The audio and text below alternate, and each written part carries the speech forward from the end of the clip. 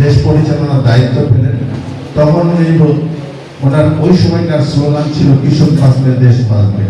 এবং সেটার কারণে 1974 সালের এরকম একটা বড় দুর্ভিক্ষের পরে রাষ্ট্র পরিচালনার দায়িত্ব পেয়ে দেশ বিদেশে উনি ছুটে বেরিয়েছেন।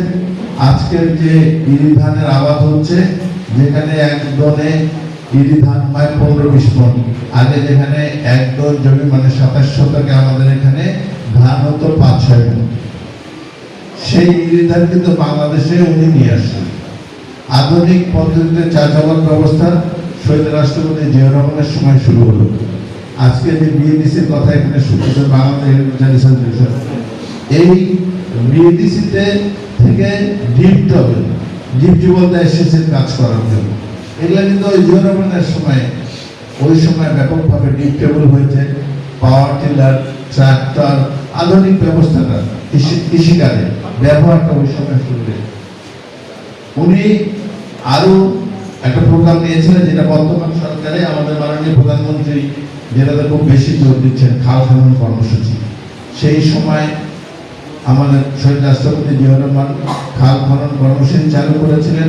এটা থেকে বহুমুখী সুবিধা পাওয়া গিয়েছে। প্রথমত হলে কৃষকরা সেচের পানি পেয়েছে, তারপরে এই খালে মাছ চাষ হয়েছে এবং কর্মসংস্থানের ব্যবস্থা হয়েছে। এই খাল খনন আমাদের দেশে মাছের সরকার সময়ে খাল খনন কর্মসূচিটা বন্ধই ছিল প্রায়, কিন্তু এটার অনেক বেশি উপকারিতা। বর্তমান মাননীয় প্রধানমন্ত্রী এটাকে অনেক বেশি জোর দিচ্ছেন এবং এই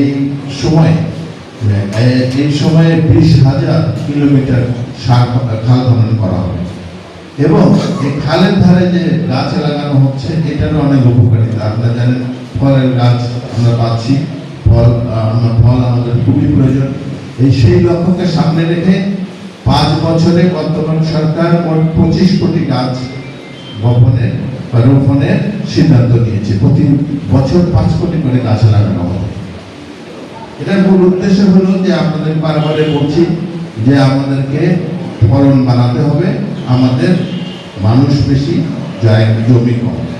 এছাড়া আর একটা উদ্দেশ্য আমার মনে হলো যে একটা নিরাপদ খাদ্য কিন্তু আমাদের অধিকার। আমরা যে বাজারে যে খাদ্য কিনি, এই কৃষকরা এই অতিরিক্ত সার ব্যবহার বা ওনাদের সঠিক প্রশিক্ষণ না থাকার কারণে যে হারে কীটনাশকের ব্যবহার হয়, সারের ব্যবহার হয়, তার কারণে এই যে আমাদের খাদ্যের মধ্যে বিষক্রিয়া হয়। এটাতে এই কারণে আমাদের দেশে মানুষজনের শরীর স্বাস্থ্য বিভিন্ন রোগে আক্রান্ত হয়ে যায়। আমাদেরকে এটাকে আমাদের যে কৃষক ভাইরা আছে তাদেরকে বোঝাতে হবে। কৃষি সম্প্রসারণ অধিদপ্তরের মাননীয় ডিডি সাহেব যে কথাগুলো বললেন যে অতিরিক্ত সার প্রয়োগ করা হয়, যেটার প্রয়োজন আছে 500 গ্রাম, সেটা দেওয়া হচ্ছে 1.5 কেজি বা 2 কেজি। এটা সম্পর্কে আমি ওনাদেরকে বললাম একটু আগে যে এটা সম্পর্কে আমাদের কৃষক ভাইদেরকে সচেতন করতে হবে এবং এই সচেতন করার জন্য এটাকে প্রচারণায় নিয়ে যেতে হবে, কৃষকদের দরবারে নিয়ে যেতে হবে, প্রজেক্টরের মাধ্যমে বিভিন্ন নাটক নাটিকা তৈরি করে তাদেরকে বোঝাতে হবে, সঙ্গে কিছু বিনোদন রাখতে হবে, নাহলে কৃষকরা আগ্রহ পাবে না এটা দেখতে। তাহলে ওনাদেরকে বুঝায় এই জায়গা থেকে সরে আনতে হবে। যে যেটা বললেন সার সংকটের অন্যতম মূল কারণ হবে এটা। যাই হোক, বর্তমান সরকার আমাদের মাননীয় প্রধানমন্ত্রী কৃষকদের দিকে বিশেষ দৃষ্টি রেখেছেন। আমাদের নেতৃত্ব মরহুমা খালেদা জিয়া, ওনার সময় উনি কিন্তু কৃষকদের দিকে এই 25 বিঘা পর্যন্ত কৃষকের জমির খাজনা মকুব করে দিয়েছিলেন, 5,000 টাকা পর্যন্ত কৃষি ঋণ মকুব করে দিয়েছিলেন। মানে বিএনপি সরকার মানে হলো কৃষক বান্ধব সরকার। ঠিক তেমনি তারা রহমান সাহেব নির্বাচনী অঙ্গীকারে আমাদের মাননীয় প্রধানমন্ত্রী বলেছিলেন যে বিএনপি রাষ্ট্র পরিচালনার দায়িত্ব পেলে 10,000 টাকা পর্যন্ত কৃষি ঋণ মকুব করে দেবে। ঠিক প্রথম মন্ত্রিপরিষদের প্রথম বৈঠকে এই সিদ্ধান্তটা কার্যকরী হয়েছে। সারা বাংলাদেশে 11.5 লক্ষ কৃষক এটাতে উপকার পেয়েছে এবং প্রায় 1500 কোটি টাকা ঋণ মকুব করে দেওয়া হয়েছে। আমরা আমাদের নির্বাচনী যে প্রতিশ্রুতি সেগুলো বাস্তবায়নের চেষ্টা করছি। বর্তমান সরকার প্রধান খুবই বেশি তৎপর। আপনারা অতীতের মধ্যে লক্ষ্য করেছেন যে উনি দিনরাত পরিশ্রম করছে, খুবই সাধারণ মানুষের মতো জীবনযাপন করার চেষ্টা করছে। উনি বিভিন্ন যেমন বিদ্যুৎ থেকে শুরু করে অনেক কিছু সাশ্রয় করার চেষ্টা করতেছে, একটা ভঙ্গুর অর্থনীতি হাতে নিয়ে উনি যাত্রা শুরু করেছেন। অতএব এই দেশকে এগিয়ে নিতে হবে। উনি বারবার ওনার বক্তব্য বলেছেন যে আই হ্যাভ এ প্ল্যান, ওনার একটা পরিকল্পনা আছে দেশটাকে সামনের দিকে নিয়ে যাওয়ার জন্য, এবং অর্থনৈতিকভাবে সমৃদ্ধ একটা বাংলাদেশ করতে চান উনি। সেই লক্ষ্যে এবং কৃষকদের উপকারে উনি দেখেন কৃষক কার্ড চালু করেছে, যে কৃষক কার্ড থেকে এক একজন কৃষক মোট 10 রকমের সুবিধা পাবে। উল্লেখযোগ্য সুবিধার মধ্যে একটা হলো ন্যায্য মূল্যে কৃষি উপকরণ কিনতে পাবে, তারপর এখানে কৃষকদেরকে কৃষি বিষয়ে প্রশিক্ষণ দেওয়া হবে, কৃষি বীমা পদ্ধতি যেটা বাংলাদেশে কখনো ছিল না সেটা চালু হবে।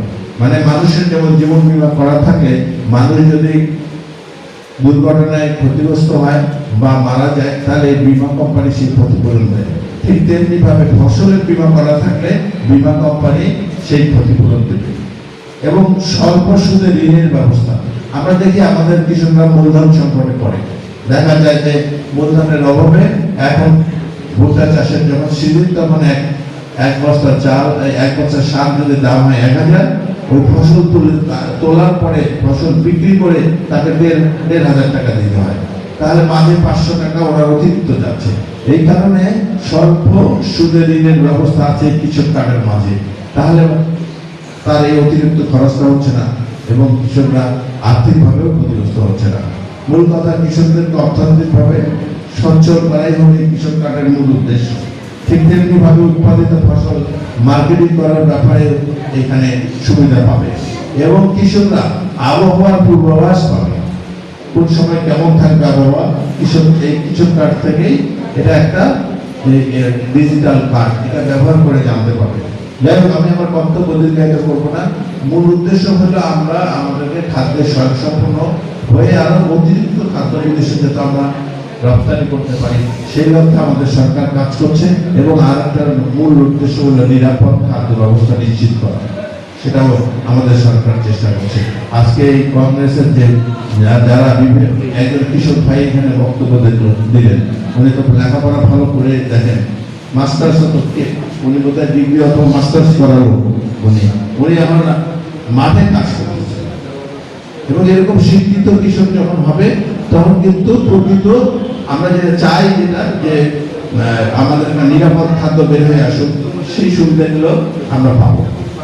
যাই হোক, ওনাদের এই স্কুলিং এর মাধ্যমে ওনারা যেটা বাকি কৃষকদেরকে যে এটা ধারণাটা দিচ্ছে যে কতটুকু পরিমাণ সার, কতটুকু কীটনাশক ইত্যাদি ব্যবহার করতে হবে, সেটা থেকে আমরা উপকৃত হব। এবং এটা এই কংগ্রেসের আমার মনে হয় এই কারণে সফল হবে।